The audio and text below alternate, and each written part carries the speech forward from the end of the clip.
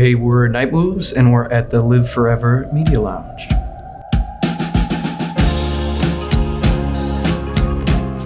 I'm John, and I play keys, guitar, and I sing. I'm Micky and I play bass. We're kind of like a Cosmic Twang Pop Sludge band, and that just comes from the kind of like effects that we use. We have a lot of like flangers and just a lot of reverb, and I think we kind of like that country leaning style, like slide guitars and pedal steels. And when you have like dreamy reverb with like some bombastic like drum machine beats. Disco strings. Yeah, some kind of like ABBA string synths, you know?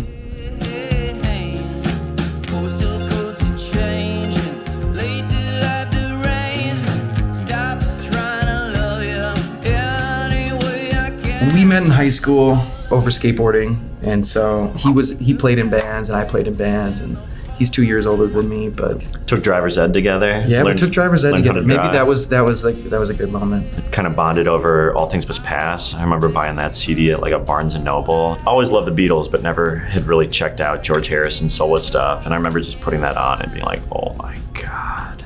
Bought the CD and I was like, John, you gotta hear this. Yeah, and then I realized that my dad had it in his record collection, and I was like, oh shit, Yeah. Micky burned me this CD. And I thought that cover was so cool with the little gnomes, you know?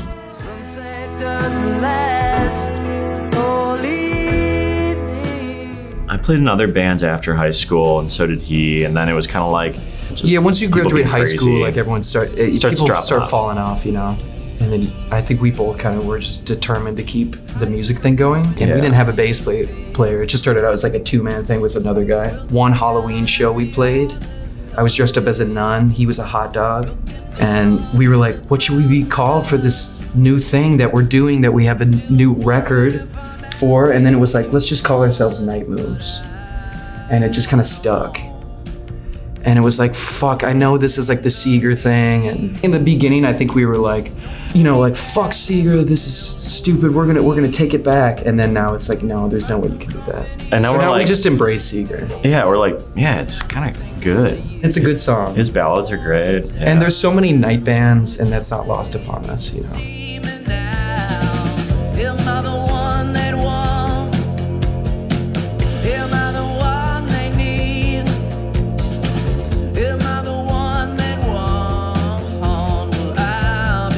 We always talk about Todd Rundgren. That was like a big one for us. And I mean, I love the Stones and Neil Young and Graham Parsons. Dylan, of course, Graham Parsons.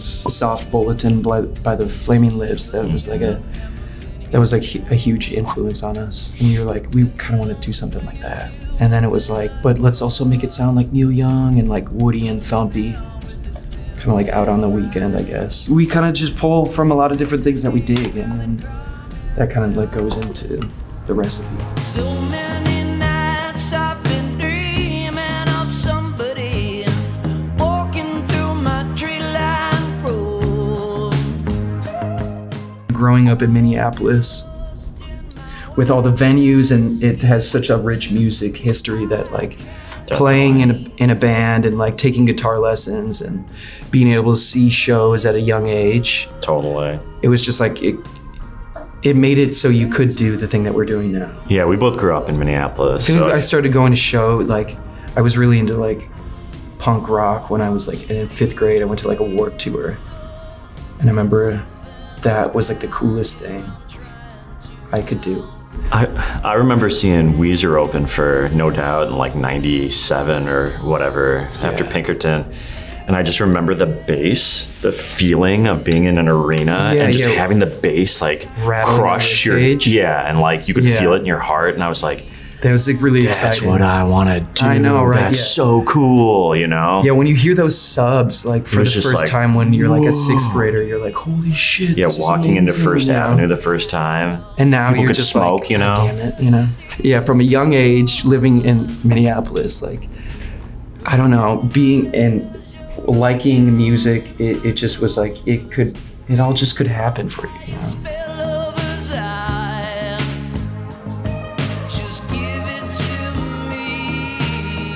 I write just by myself, so I was like, well, I guess I'll just write another record, you know? I guess this album cycle is completely fucked.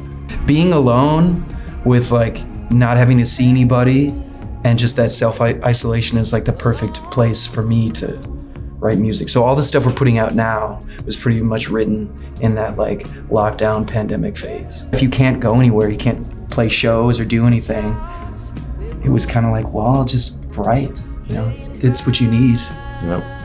And then the timing kind of worked out because now that touring's starting up again, it's like, well, we have all this stuff that we've recorded a year ago, kind of right before things were like opening back up. And it was still kind of closed, and it was like, well, this kind of might work out because we have a bunch of new songs, like a full album's worth. I like them all. They're all like a labor of love. And when you write lyrics, everything kind of has to be write what you know, personal stuff, or about maybe something that your friend's gone through. I do the lyrics last, so when it comes time to do that, I just kind of think like, what am I trying to say? And I just write a ton, and then I just kind of like circle the lines that work phonetically right and sounds good when you sing it, and also like means something. So it's just kind of like, it's a puzzle songwriting. We're just gonna keep making records that we think are good and putting out songs that are of a high caliber, because I think that's all that really matters to me, you know.